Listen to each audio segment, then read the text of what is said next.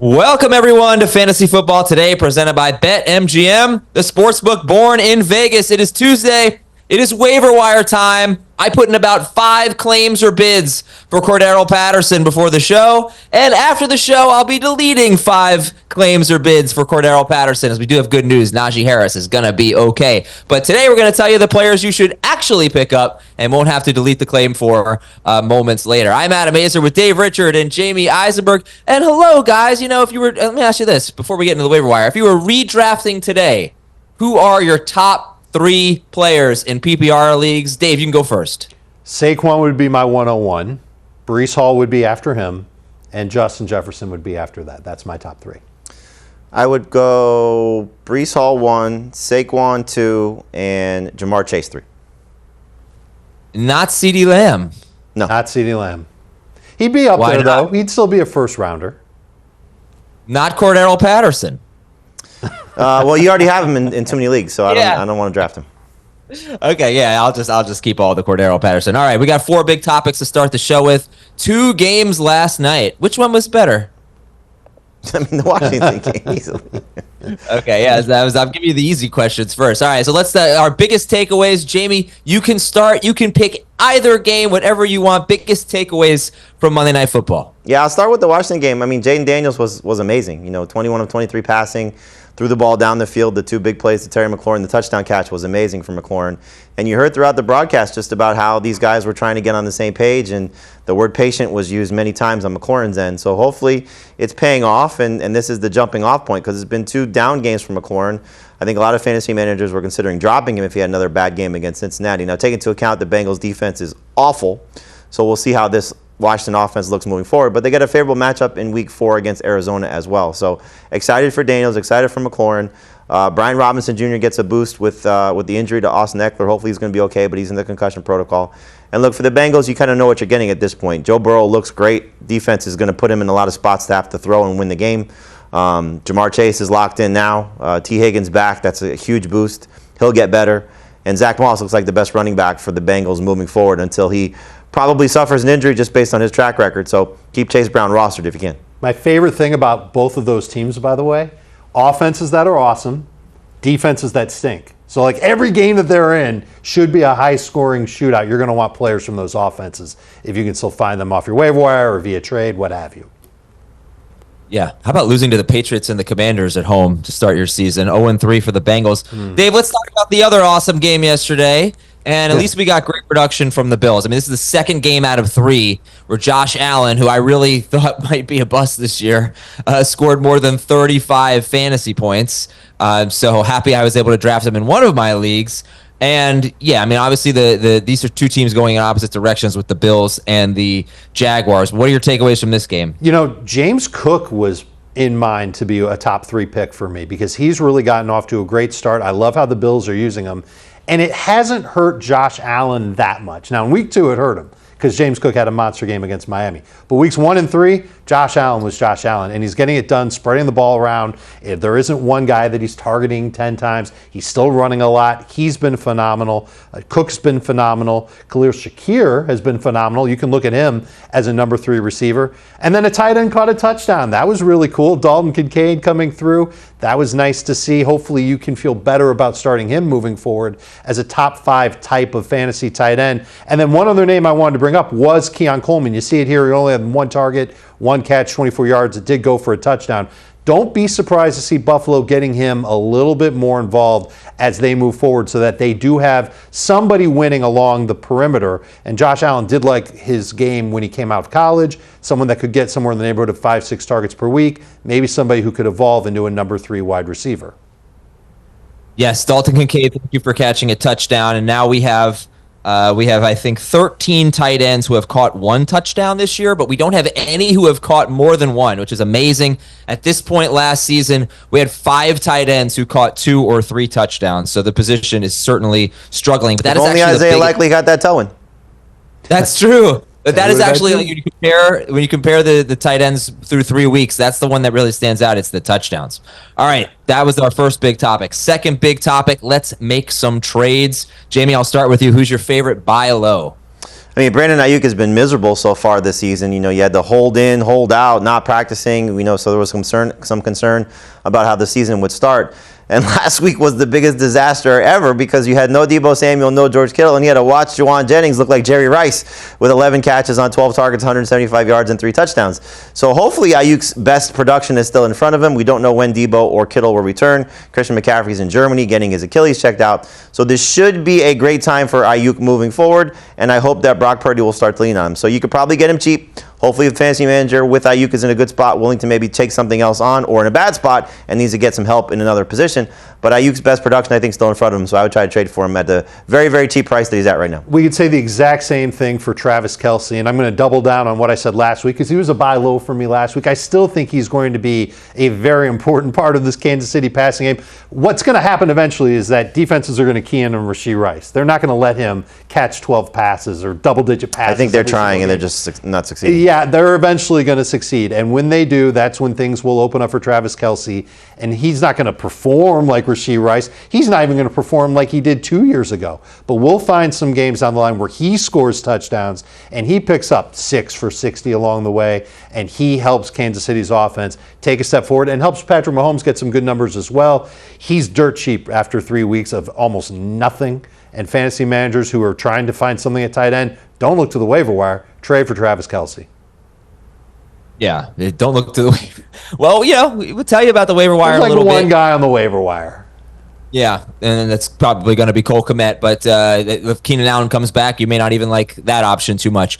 All right, Dave, let's look at the other side of it here. Our next big topic, we're buying low on Kelce for you, buying low on Aiyuk for Jamie. What about selling high? Who are you selling right now? I think it's easy to see what Zach Moss did in week 3 and see what he's been doing in Cincinnati and say, okay, I'm good at running back. I don't need him anymore. I'm going to see what I can turn him into. Because there are a lot of teams in every single fantasy football league that would love to have a back like Zach Moss, because a lot of other running backs have disappointed through the first 3 weeks of the season. Others have gotten hurt. And Zach Moss isn't going to cost too much in trade. But what you can get for him in trade now might not be what you could get for him in trade 2-3 weeks from now, because I don't think he keeps this up. So Zach Moss is a sell high running back for me.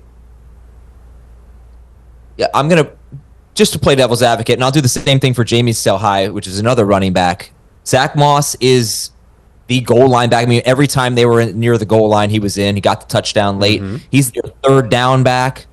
Chase Brown is definitely more explosive. There's no question. But if you drafted Zach Moss, this is exactly what you want to see from him. You know? Right. Why would you trade him? You don't trade him if you're thin at running back. But you drafted him in the middle of your draft, maybe even round 9, round 10. You might have 2 running backs already locked into your starting spots, and Moss is on your bench. I'm telling you right now, the value is very high for him. Yeah. Well, certainly coming off an island game with a touchdown. Yeah, well, I guess it was a little bit of a crowded island last night. But, all right, Jamie, your guy is Aaron Jones. And I was nervous about Aaron Jones. He was started in 62% of leagues, and he came through with a huge game, 148 total yards, 5 catches. That's 2 straight games with 5 catches. And I think what's changed my mind about Aaron Jones is how much better the Vikings offense has been than I anticipated. So I don't see a reason to trade Aaron Jones except his injury history. So is that it? Yeah, I mean, look, if he stays healthy, he's going to be a monster. As we've seen now, 2 of 3 games, he's been a star. He's been involved in the passing game. I know Ty Chandler had the good game in week 2, but Jones was a little bit banged up in that game, and that's the concern, is that he's already had some sort of injury that took him off the field. We know last year he struggled with hamstring and knee injuries. He's 29 years old. Can he keep this up? I hope so, but the track record of running backs like this, they don't tend to make it through the full season. So will he play the majority of the year? He's off to a great start. I hope so. But I would try and flip him for something elite if you can. It's a little bit different than Zach Moss. I don't think people are trading something super for Zach Moss. No. You could trade a superstar for Aaron Jones at this point, to get a superstar for Aaron Jones at this point, because people still look at the name, they look at the way the Vikings are performing. What happens, though, if Sam Darnold reverts back to being a pumpkin? He already got banged up in that game last week against the Texans as well. So this offense could easily turn on his head, and Jones could obviously suffer an injury based on his track record. So if I can flip him for something great, I'm going to do so right away. But the key is to flip him for something great. You're not going to flip him for something mediocre. Yep. Like, you're not going to take Zach Moss and Khalil Shakir for Aaron Jones. No. Right, exactly. Yes. When we say sell high, we mean sell high, not sell high. Would you trade Aaron Jones for for Devon Achane. In a second. Absolutely. In a second. What? I'm nervous about Achane. I mean, I think he's going to really struggle until Tua comes back. But all right. How about for Ken Walker? Yes. I'd rather have Walker. All right, guys. I don't have a ton of time. I dilly-dally a little bit too much. So give me your top 3 waiver wire priorities, Jamie. That's 3 receivers. It's Jauan Jennings, again, looking like Jerry Rice coming off that game last week. Hopefully it's a sign of things to come while Debo and Kittle and McCaffrey are out. Odunze finally stepping up. There's a third rookie receiver. We've been waiting for him to join Malik Neighbors and Marvin Harrison. He finally did that against the Colts.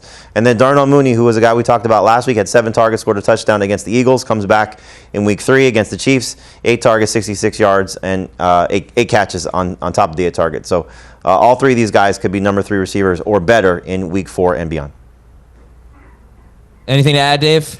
I thought Jauan Jennings looked more like T.O. than Jerry Rice, but he still looked really good. The one thing I would say is just if you're looking long term, I would put Jauan Jennings 3rd on that list. I'd put either. We just don't know how long the other guys are going to be out, though, for the 49ers. We don't. That's the thing. But I do expect, even when one of them comes back, I'm worried that Jauan Jennings might be good for like 10, 12 PPR points. He might be good for only 10 or 12 this week anyway. We've seen it countless times where a receiver has these blow-up games and then the very next week or the week after that, they're back on the waiver wire. And I'm worried that if you overspend your fab for Jauan Jennings, it might help you for a week or 2, but not the rest of the season. I think you do make a good case for Mooney and Odunze to have more staying power on your fantasy team.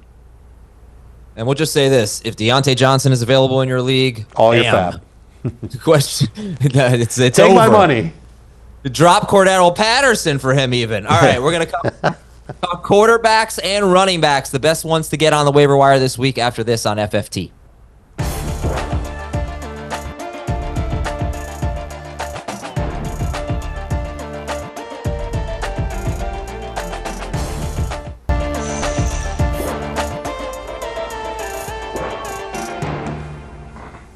We welcome you back to Fantasy Football Today, presented by BetMGM. Okay, Dave and Jamie, close your eyes. You can keep them open. But picture this. The year is 2026. The week is week 4. Our top 3 waiver wire priorities at quarterback are Zach Wilson, Trey Lance, and Russell Wilson.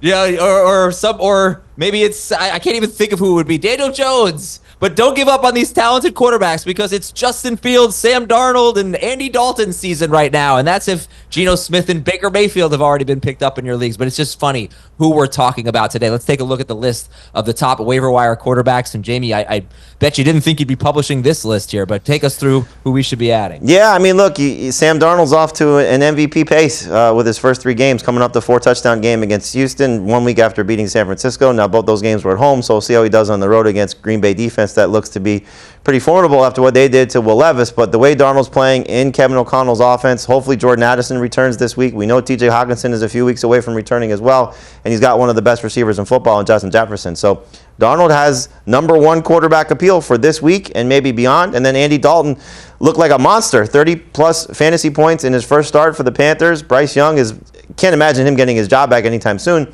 as they upset the Raiders in Las Vegas. Doesn't have Adam Thielen. He's going to be placed on IR with the hamstring injury. But with the way that Deontay Johnson looked, hopefully Xavier Legette and some other parts in this Carolina offense, Dalton could be a borderline starter in a great matchup in a revenge game for him against the Bengals. And Justin Fields takes on the Colts, as we just saw Caleb Williams have a big game against them with 2 touchdowns and over 300 yards passing. So if Fields is forced to play well or allowed to play well, he could have a huge game as well against the Colts in this week 4 matchup. Yeah, Andy Dalton, by the way, I'm pretty sure if he plays the rest of the season, he'll face all of his former teams. He has a lot of revenge games coming, including each of the next 2. Dave, so Patrick Mahomes has been struggling. He gets the Chargers. Brock Purdy, I know Brock Purdy's coming off a really big game, but it's still not a good thing that he's not going to have, in all likelihood, Debo, certainly not McCaffrey, and Kittle. Would you start any of those waiver wire quarterbacks over Mahomes or Purdy? I would not. I would still go with Mahomes, and I would still go with Purdy. I think they both have favorable matchups in week number 4, and so I'm okay going with them, even ahead of Darnold. Look, I believe in this Packers defense. I think they're tough. I think this is going to be the toughest matchup to date that Darnold will face. It doesn't mean that he's going to do poorly. It just means that I don't think he's got the same type of upside that Purdy does, and even Mahomes, who really hasn't shown us that upside, would have. The quarterback that you didn't mention, who I am kind of freaking out a lot about, is Anthony Richardson. A lot of fantasy managers drafted him to be their number one guy. They didn't even bother taking a second quarterback. Not only has he played poorly for the last 2 games, he's got the Steelers this week. Really tough matchup. That's one where you could convince me to go with Darnold. That's easy. To go with Dalton, a little bit harder. Justin Fields, same game, a little bit harder for me too, because I know what Richardson's upside is. I kind of feel like we're at the point with Richardson where we need to see it first before we start him over most of the quarterbacks in the league.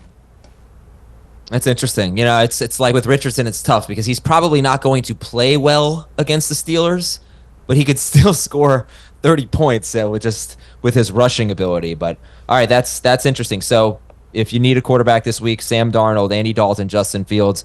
And if you're in a super flex league, Aiden O'Connell is not going to be the starter this week, but it might not be long. Obviously, there's Taylor Heineke and Tim Boyle, and there was one other guy. Drake May, if he's out there. May, right. All right, let's take a look at the running backs. Jamie, do we have any running backs for this week that are plug-and-play starters, that are flexes anyway? So again, I said this on multiple shows for us already. If you play on other sites, make sure you're checking out the waiver wire there as opposed to the column and the stuff that you'll see here. Simply because the roster percentages that we go by are a little bit different for other sites. Our players are rostered a little bit higher. Guys like Braylon Allen and Bucky Irving, who could be on the verge of significant roles, more so Irving than Allen, but Allen's been basically a flex the last 2 weeks with at least 9.8 PPR points in each of his last 2 games, and Irving could be taking over the job in Tampa Bay. Chuba Hubbard could be available. He's only 80% roster on our site, but could be lower on other sites. He looks like a monster last week and has a great matchup this week against the Bengals. But in terms of the guys that we have here, Roschon Johnson may be the starter for the Bears moving forward, or the best running back for the Bears moving forward. Samaje Perine, Kareem Hunt, Clyde Edwards-Helaire, all these guys could be factors for the Chiefs, maybe in a couple of weeks over Carson Steele if he does struggle. He did have a good game against the Falcons. Emmanuel Wilson is a lottery ticket waiting to happen as the backup to Josh Jacobs. Has already been banged up on the injury report a couple times already this season. Cordarrelle Patterson could be the number 2 running back for the Steelers, with Jaylen Warren banged up right now, heading for an MRI on his knee. And also you have Najee Harris dealing with an arm injury. So in terms of this week, there's not a lot of, must-start guys. Like, you could probably plug in Roschon as a flex. You could probably plug in Justice Hill as a flex and what could be a track meet between the Ravens and the Bills. But really, these guys are a lot of stash candidates just in case they get roles down the road. Dave, Cam Akers, what's your interest level on him? He's 65% rostered in PBS leagues. Well, it's mild on a couple of platforms, I guess. One, we don't know if Joe Mixon's going to be back. So if he's back, then Cam Akers is useless. 2, we don't know if Dameon Pierce is going to be back. If he's there, he's going to take work away from Cam Akers. And 3, Cam Akers really wasn't very efficient last week for the Texans. It was a tough matchup against Minnesota. He found the end zone, had some catches, but really wasn't the guy that I thought he'd be. I actually thought that he looked good before that game. Now, coming out of that game, I'm just not sure what to think of him. So I think he's more of like a desperation play at running back. But if he's available on your waiver wire, and again, if all the other names that Jamie mentioned are gone, they're already on rosters, then sure, Cam Akers could be somebody that you pick up, and in a fit of desperation, you start him.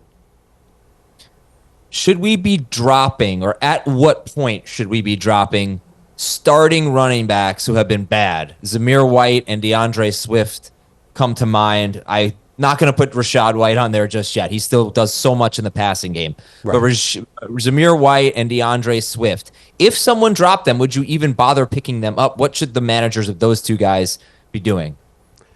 I mean, I'm dropping them.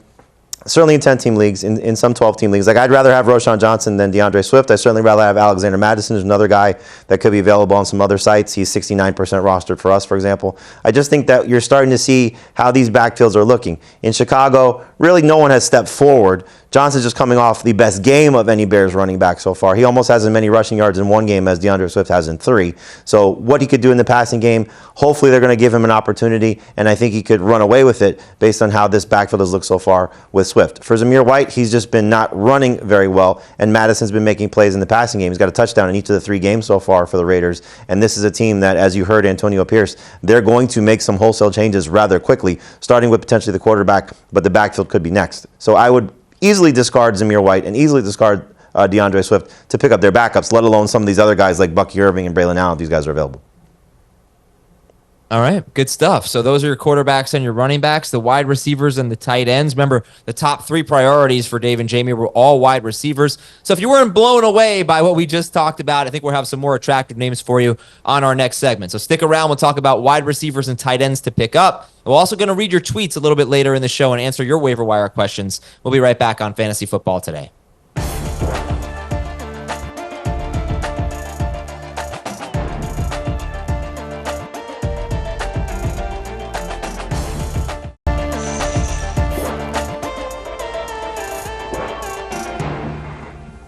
We are back talking wide receivers and tight ends to add from the waiver wire on Fantasy Football Today, presented by BetMGM. I'm Adam Azer with Dave Richard and Jamie Eisenberg. Okay, Dave and Jamie, you can close your eyes if you'd like. Picture this. The year was 2020. A 49ers wide receiver had 184 yards and a touchdown. I think it was a Thursday night game. Does anybody remember who that wide receiver was? 184 yards and a touchdown. Against the Packers. Could that have somehow been Jennings? That was his rookie year. It was Richie James. Oh, yeah. Richie James. It was a Thursday. Who could forget Richie James? It was late in the season, right? It was November 5th. It was a Thursday night. I think they had a bunch of injuries. Yeah. And I feel like we picked the wrong receiver, and Richie James went off for 184 yards and a touchdown. But here comes Jauan Jennings off 175 yards and 3 touchdowns against the Rams. He's our favorite wide receiver. But Dave said if it's long-term, he's not the favorite wide receiver. So let's look at the list of wide receivers here to add off the waiver wire. Again, just if Deontay Johnson's available, there's some other wide receivers too. Christian Watson could be out there. Doesn't have to be this list, but these guys are rostered in fewer than 65% of leagues. Jennings, Odunze, Mooney. Jamie, is there anyone really appealing that you feel like you're going to be making multiple bids or claims for after those top 3 on this list? I like what Wan'Dale Robinson has done in PPR. So he's got a touchdown or 6 catches in each of his 3 games so far this season. Tutu Atwell is somewhat appealing based on the Rams' receiving core injuries right now, and he was the best guy, 5 targets, 4 catches, 93 yards. I added a few guys to this list. So Romeo Doubs, in case that Jordan Love does return. He's got off to his first 2 games were at least moderately productive. Last week, not so much, but Malik Willis, I don't think is going to enhance any of these guys. And then you brought up a good point on our show. Not just Michael Wilson, but also Greg Dortch on our podcast this morning. With Trey McBride banged up, we could see, based on the matchup against Washington, we could see the secondary receivers, not named Marvin Harrison Jr., step up and have a bigger role. Wilson's coming off a big game, 9 targets, 8 catches last week for the Cardinals. So we could see him obviously continue to pick up where he left off, and Greg Dortch get back to what he did in week 1 when he had 6 catches for 47 yards. So there's some options there, but really the top 3 guys I think are the ones you want to target based on what we just saw and how they could continue to perform, at least in the short term. Yeah, Washington, that's the matchup for the Cardinals. We'll update the stat. They've allowed 75 yards or a touchdown to 35 wide receivers in their last 21 games dating back to last season. All right, Dave, so let's not skip over, though. I didn't mean to skip over Jennings, Odunze, and Mooney. My fault there. How dare you? Are they must-adds? What do you think about them? I think if you're desperate for wide receiver help in week number 4, then absolutely. But if your roster's really good at wide receiver, then I don't think you have to add them. I don't think there's musts attached to any of the 3 of them unless you're looking for depth. And why might you look for depth? In week 5, the byes begin. And so we've got one more week where everybody's playing.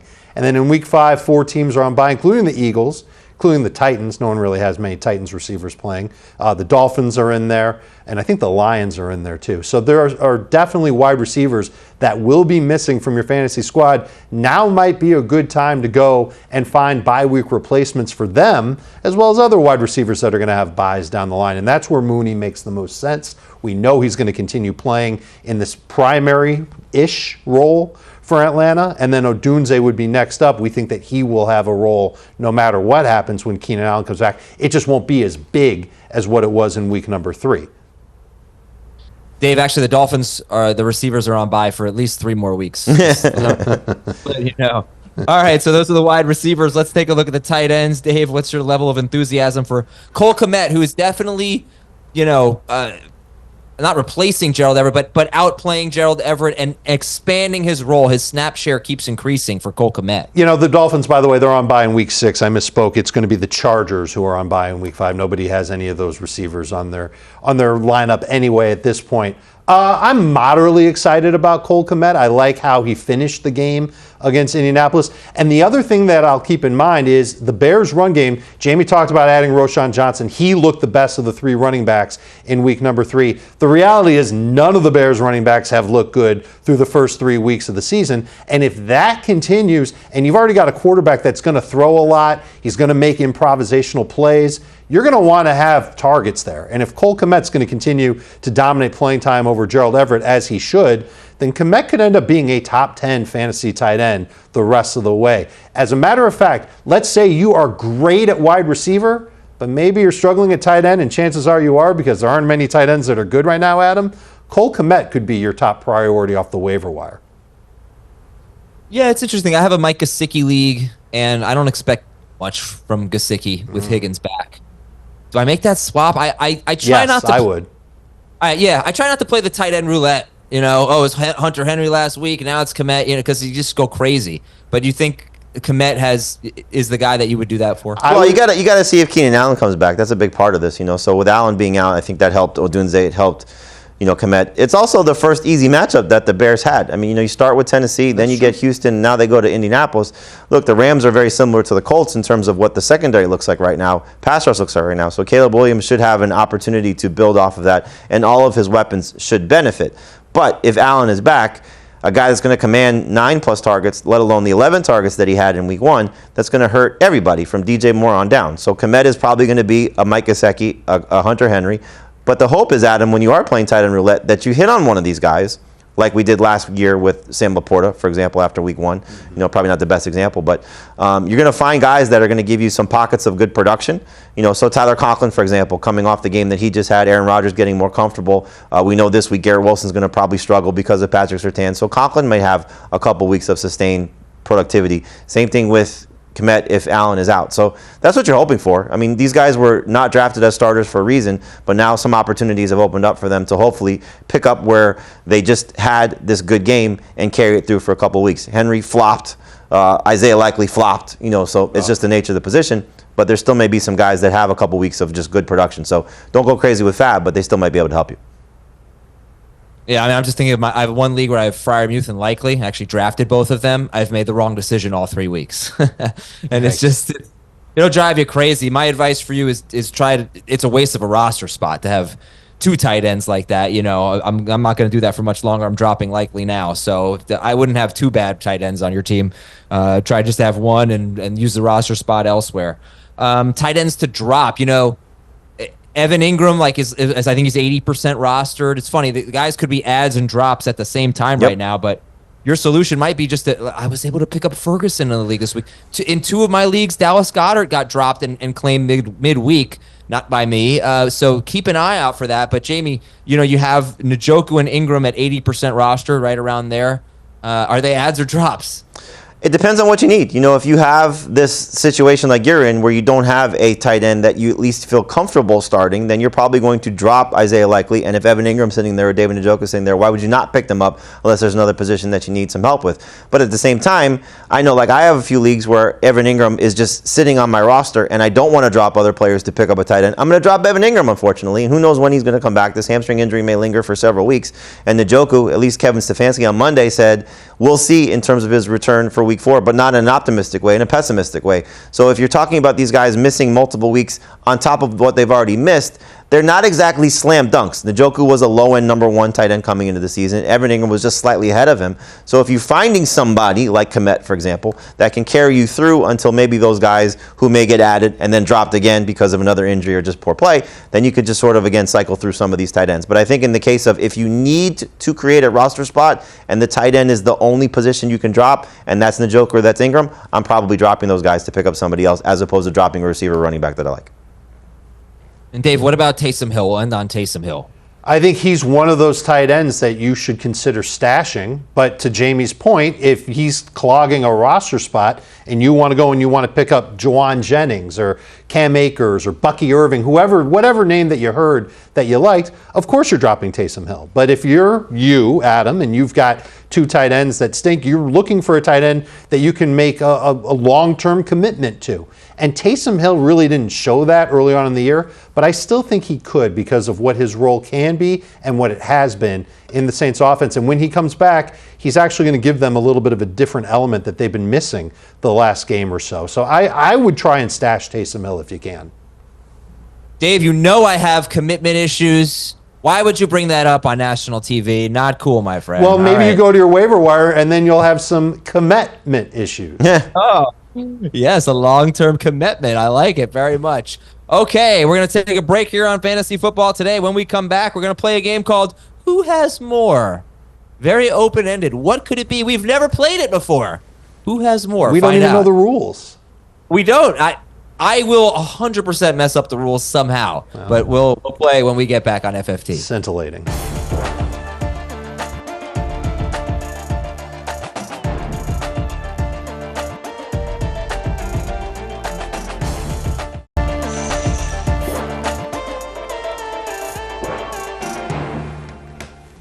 It is time for the first ever edition of a game called Who Has More? On Fantasy Football Today, presented by BetMGM, the sportsbook born in Vegas.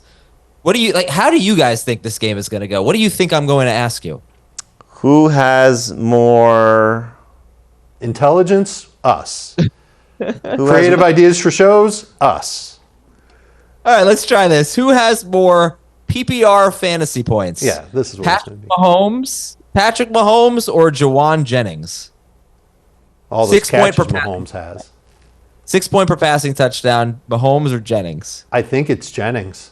Jennings had 46. And then he had another game in double week 3. digits. He had 11 in week 1. And Mahomes has barely been over. He had one game over 20. I'm going to say Jennings. It is Jauan Jennings. Wow. 63.3.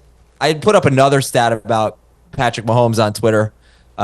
About Daniel Jones has scored more than 21 fantasy points in 2 straight games, and Mahomes has done that twice in his last 16 games. And someone said, "What does that mean?" It means I might soon be asking, is Patrick Mahomes droppable? So I'll ask it right now. Is Patrick Mahomes droppable? I mean, could you imagine that we at some point, I think all three of us, you, me, and Heath, and I think Heath's the only one that kept him there, had Mahomes as the number 1 quarterback, right? Sure. You eventually went to Jalen Hurts. I went to Josh Allen.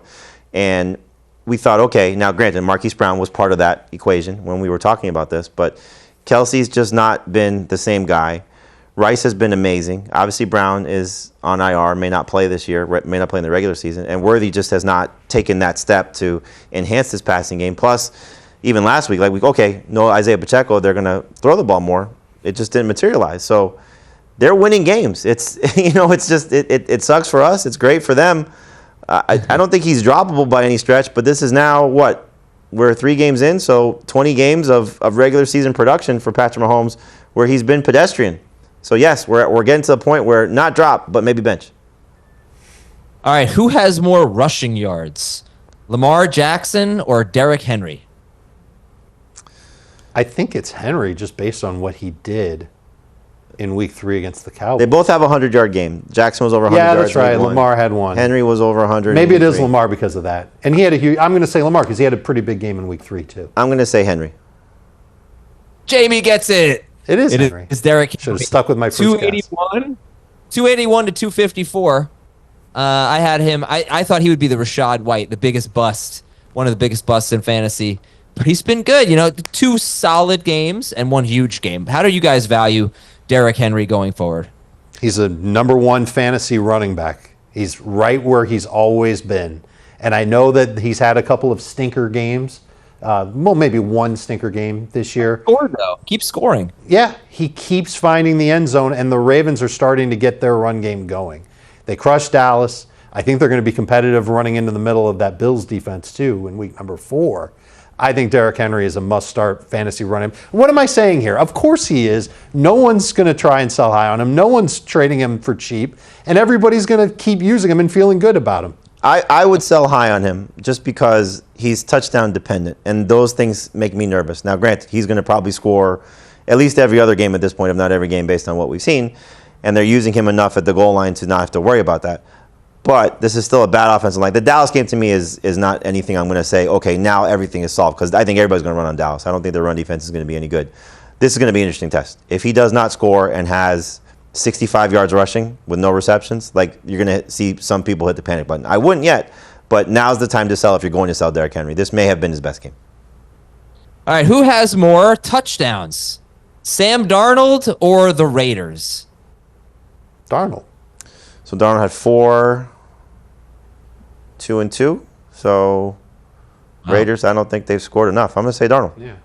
It is Darnold, 8-6. All right, let's go to a new one.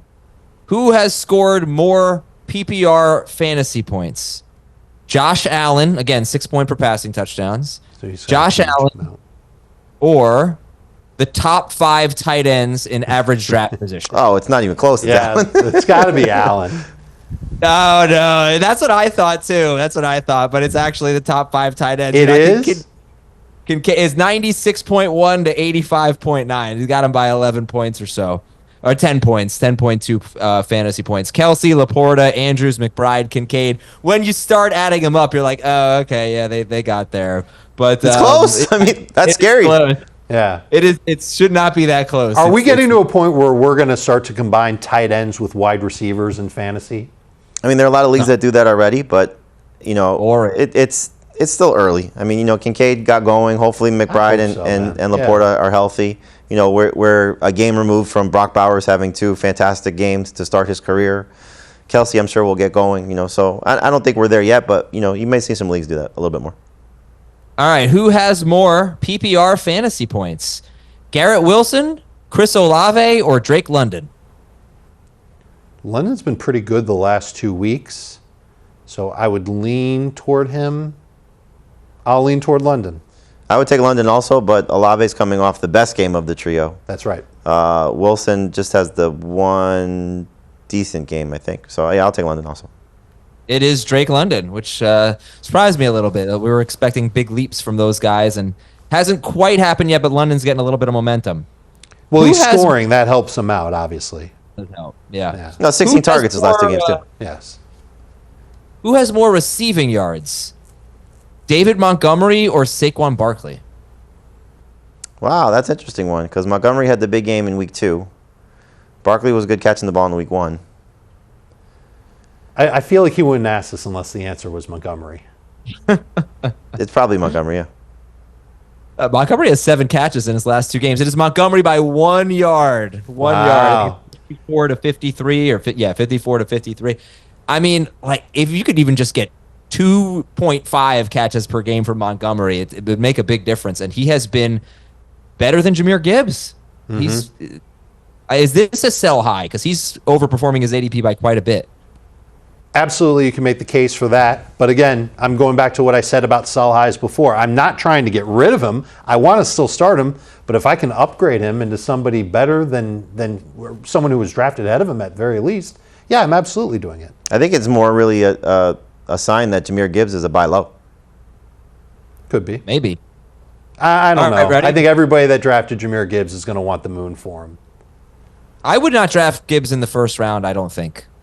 If we were drafting again, probably not. Like But still early round second. 2. Yeah, or where I drafted him before. Who has more Facebook friends, Dave or Jamie? Jamie. I purposely don't have a lot of Facebook friends. I like 900. Yeah. Yeah, I have like 14. About 120. Who has more Twitter followers, Dave or Jamie? Dave. I guess it's me. Dave by about 6,000. All right, you guys are equal. You're popular on different platforms. We're going to come back, and speaking of Twitter followers, we're going to read your tweets, your X's. You asked us some questions about ads and drops. We will get to those when we come back on Fantasy Football Today.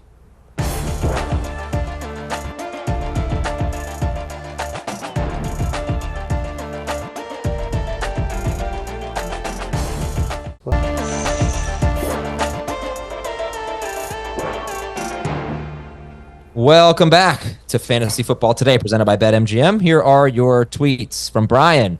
Dropping Anthony Richardson for Sam Darnold if you can get him. I can't do that. I can't. I'd much rather carry 2 quarterbacks and bench Richardson for Darnold, but Richardson still has some huge upside. I can't let go. This goes back to the tight end conversation we had. Like, if this is the only player you can drop, then I guess you have to do it because you're 0-3 and you need to win. Darnold should be starting over Richardson for this week. But yes, I agree with Dave. You can carry 2 quarterbacks, do so. Right. Even if I have Josh Allen and I see Anthony Richardson on the waiver wire, I'll make a move to pick him up just to see what happens. Maybe I can flip him for something. I'm thinking I might be making some Anthony Richardson buy low offers. You should, 100%. It's a great buy low candidate. All right, let's see our next tweet here from James. Is Javonte droppable out of necessity, if not spite? A sensible post from someone with the handle Brain Rage. I think he is. Agree. Yeah, you can drop him. No, very disappointing. All right, drop him, Brain Rage. Brain Rage, drop him. All right, what's our next tweet? Here we go. From Texas Bruin 67, drop either Javonte or Jalen Warren for Bucky Irving. I would drop Warren first, but I would drop either one of them for Irving. Easily. Irving could end up being a big-time RB2 moving forward. Yep. A disappointing season for Jalen Warren. And for Najee, guys, Najee is one of 10 running backs. One of 2 running backs out of 10 who have a certain amount of carries, 50 or more carries, and no rushing touchdowns. So it's a great stat. You really got that one, nailed it. Yeah, I understood it completely. There you go. He hasn't scored any rushing touchdowns. He and Josh Jacobs. Their regression is coming. Okay, next tweet, please. From Edward. Would you drop Isaiah Likely for Evan Ingram? So if you need a tight end for this week, you can't do that because Likely may play and Ingram may not. If you have a third tight end, meaning somebody else with either Likely or Ingram, and then Hockenson on IR, then yes, you can drop Likely for Ingram, and whoever else you have could be that starter for you. But if you just need somebody for this week, you got to hold on to Likely. Don't you love logistics? I don't get it. Because all these ifs or buts with tight ends, because we don't know if he needs a tight end for this week or not. And if he doesn't, then he can go and pick up Ingram, but then he's waiting until Hawkinson's healthy. And then what if Hawkinson isn't healthy? And how many stats can we say about Najee Harris again? Here's what I would do. If you think you can pick up like a Tyler Conklin or worst case like a Jordan Akins, then drop Likely for Ingram. And if somebody else picks up Likely, then you just drop Ingram for that other tight end, and then hopefully Hawkinson comes back. Yes, exactly. Keep him on waivers, to wait until Sunday morning or whatever it is, however long waivers last for you, and then you can drop Ingram. Do we have one more? I think we have one more tweet to get to. Baba Ganoush, should I just retire from this silly hobby? No.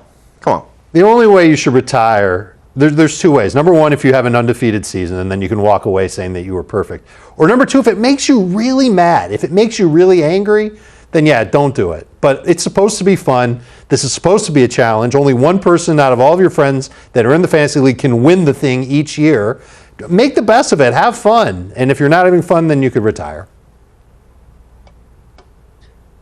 Yeah, I wouldn't retire personally, but yeah, I think have fun with it. Maybe get like a co-manager. If it's too much for you, get a co-manager, because then you can just blame your co-manager. Okay, I have a co-manager in the FFT league, and we're 1-2, and we could easily just blame injuries.